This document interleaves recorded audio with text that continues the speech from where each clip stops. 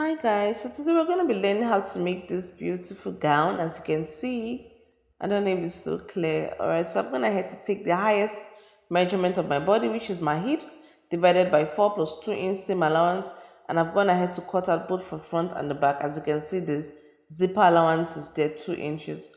Alright, so I'm taking my measurement from my shoulders to my underbust, shoulders to waist, shoulders to bust point, like I skipped that, shoulders to my hips, and I came down from my hips by 5 inches. That's the full length of the gown. It depends on what you want. So I'm going ahead to join the point. As you can see, be sure to do it gently. You know, it's a dushed fabric, although this is a thick one. So I'll go ahead to take my shoulder measurement. It's 16. 16 divided by 2 is 8, plus 0.5 inch for seam allowance. That's 8.5. I'll go and replicate it on my bust point. Alright, so I'll join the lines down. After which I'm going to take 1 inch for my shoulder slope. Alright. After doing that, if you take notices of the neckline, it's kind of rectangular. It depends on what you want and busty. I don't want it to be so revealing. So I went in by 4 inches and I came down by 4 inches. It depends on what you want. You can go in by 3 inches and come down by even 5, 6, 7 inches. But I don't want. It depends on your preference, alright? If you've watched so far and you find it helpful, kindly like, share, and subscribe. Thanks. So I just want to make it firm. I want it to be visible because of the tailor's chalk I'm using. It's not so, it's almost the same with the fabric. So I'm going to join it properly. That's the back, this is the front. So I'm going to now be joining the shoulder slope to my neckline. As you can see, then the remaining measurements from where I have my shoulder slope down, I'll be dividing by 2 to get me my armhole measurement. Alright, after which I'll be putting my bust measurement divided by 4 plus 2 inch seam allowance. I'll mark it. I'll put my under bust measurement divided by 4 plus 2 inch seam allowance. I'll mark it and I'll replicate that for both my waist and my hips. Alright, measurements divided by 4 plus 2 inch seam allowance. Then after my hip measurement, on my length, the full length of the gown, I will just come out by half an inch from my hips. Alright, let's say my hips is 40 is an example. 40 divided by 4 is 10, plus 2 inch seam allowance is 12. So I'll be coming down, let's say by 11.5 for the length, for the full length, not the hips. Alright, as you can see, I'm going ahead to join. I'm joining my measurements. Alright, after which I'm going to be joining my armhole using my French curve. You know, the front is always smaller than the back, so I would be going in by 0.5 inch. Alright, so if you look at the design of the gown, I want to do the bottom part now. What I'll be doing, I'll be going in by 3 inches. Alright, I'll be going in by 3 inches. Then I'll be going up by 7 inches. It depends on your preference. You could go up by 6, you could even go by 5, but I want it 7. So I'll go up by 7 inches. Alright. Then I'll mark. After which, by the side of the gown where I have my hip measurements or the length of the gown, I'll be going up by 3 inches. I'll be going up by 3 inches. When I'm done, I'll be joining from where I had my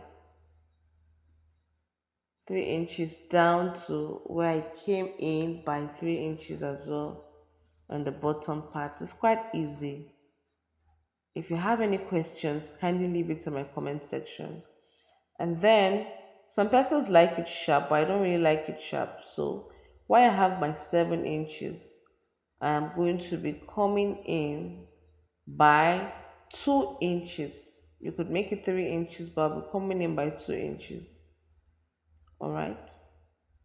After which I'm going to join. Alright, so after joining, I'm going to cut. Sorry, I'll be using my French curve. I don't want it pointed, stuff there. So I'll be using my French curve to curve it like so. After which I'm going to give it a neat cut. Alright, as you can see, I'll be cutting it. Remember, I came in by 3 inches, went up by 7 inches. By the other side, I came in by 3 inches, joined the lines to meet this other one. Then from where I came up by 7 inches, I came in by 2 inches. Then I joined using my French curve. As you can see, be sure to do it at your pace. Alright, so you don't make mistakes. And then I'll go ahead and cut the side seams. Alright. If you have any questions, kindly leave it on my comment section. There's a neckline I'm cutting now. Be sure to cut it gently so that you don't go over your marked point. Alright, so I'm cutting my shoulders, then I'll cut my armhole as well.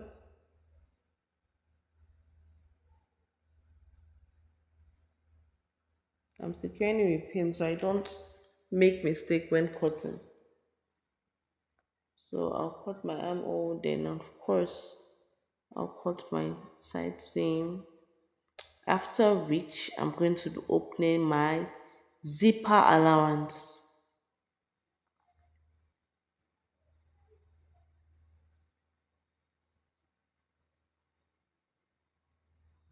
I'm going to be opening my zipper allowance.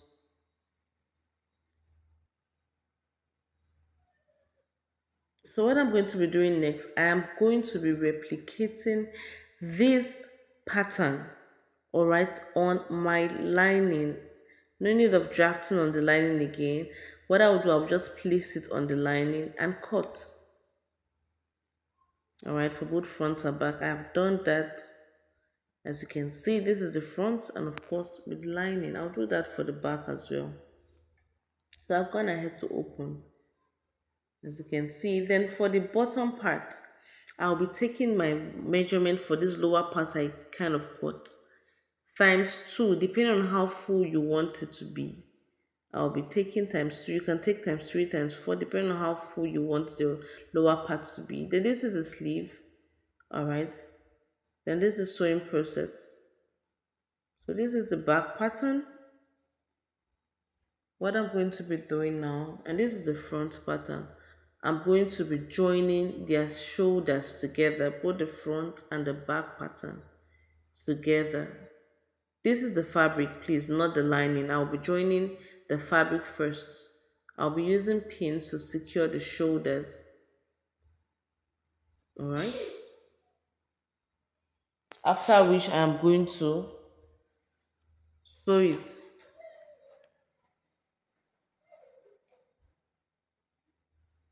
So I'm sewing it now.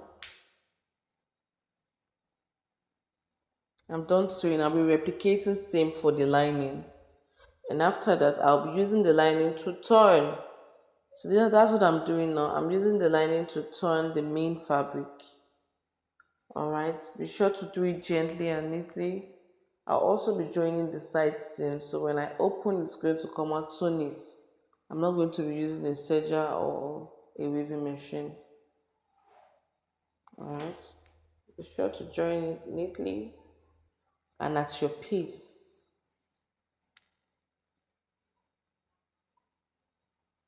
as you can see. So I'm gradually entering or diving into the front neckline now.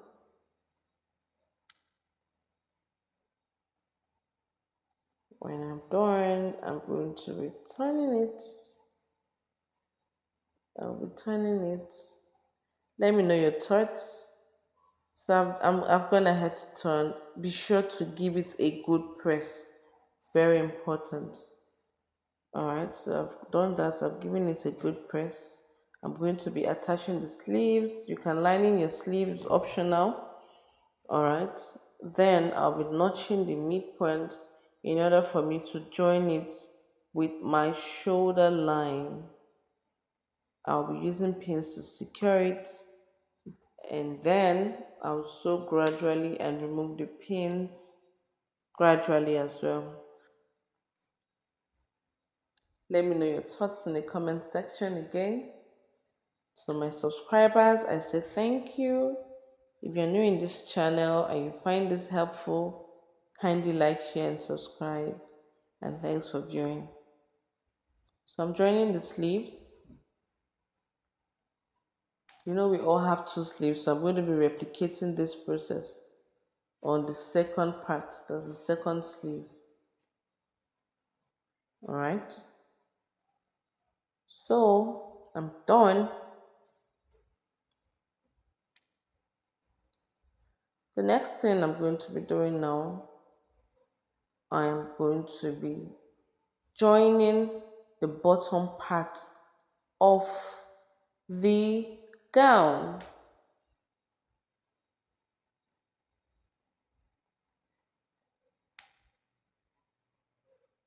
Be sure to pleat gently. I'll pleat it gently. I'll pleat it gently. Take your time to pleat, alright? Like I said, depending on what you want, you can line in the bottom part, but I'm not.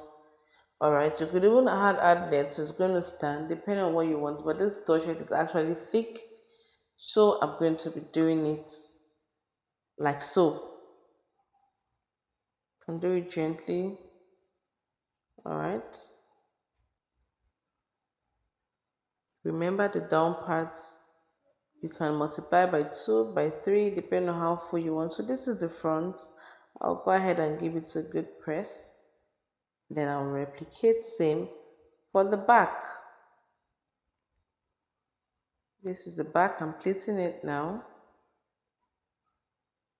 Be sure to do it neatly and gently. Alright, so I'm done pleating the back. What I'm going to be doing next, I'm going to be attaching my zip. Alright, you already know how to attach a zipper. So I'm going to be using my zipper foot and I'll be attaching my zip. Alright, this is zipper foot.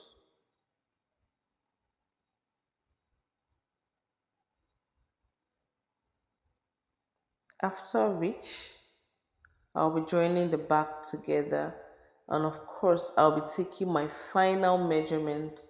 That's my round measurement now, my bust measurement, my under bust measurement for shaping, because it doesn't have a dart. Alright, this is how the zip looks like. Then, like I said earlier, I'll be shaping it. Alright, just sew it down. This is the hemming process of the down. Be sure to iron when you're done.